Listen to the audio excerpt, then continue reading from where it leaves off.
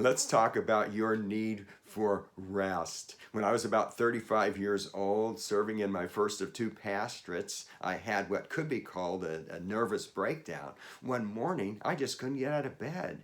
Nothing was physically wrong with me that I knew of, but my body had just shut down.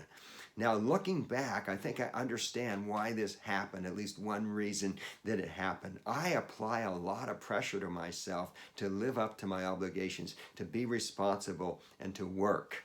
And my body just simply said, if you're not going to shut yourself down and rest, I'll shut it down for you. And even during that season, which really called for me to take a little bit of an extended time to rest, I kept saying to myself, you need to get back to work. You need to get back to work.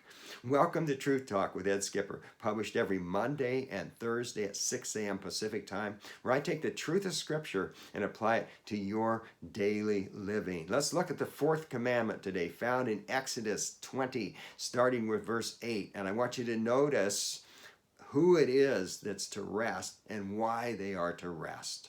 Remember the Sabbath day by keeping it holy. 6 days you shall labor and do all your work, but the seventh day is a Sabbath to the Lord your God. On it you shall not do any work. Neither you, nor your son or daughter, nor your manservant or maidservant, nor your animals, nor the alien within your gates.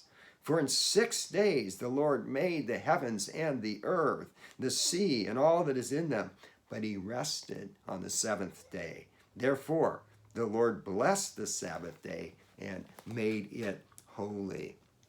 God is a God who works and rests, and we are to be a people who both work and rest. You may say, I am too busy to take a day off. Well, it's as if God is saying here, I created the heavens and the earth, and I took a day off. I remember being a freshman at the University of Oregon, and there was a man, as I recall, his name was Captain Alan Jones, a military man who'd set several fitness records, and he was going to set another one. His goal was this: he was going to swim for a week straight, day and night, 24 hours a day, except for a 5-minute break every hour to go to the bathroom or to eat something. Well, what he didn't account for was his need for sleep. 2 or 3 days into his swim, he began to hallucinate so badly that he had to stop. Hey, we pay a severe price when we treat our body as if it is a machine. And so we have a God who tells us that we need to rest.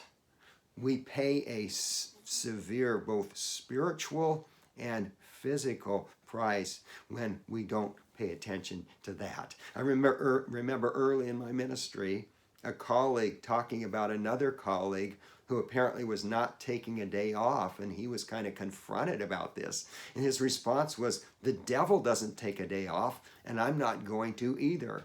And while it's true that the devil doesn't take a day off, and we need to be continually self-controlled and alert, we also need to give our bodies rest and not violate natural laws. How are you doing when it comes to rest and work and the balance that we want to have? Vance Havner once said, if we don't take time apart, come apart from our work, we simply may come apart. And we have seen that happen. So I challenge you, take care of yourself.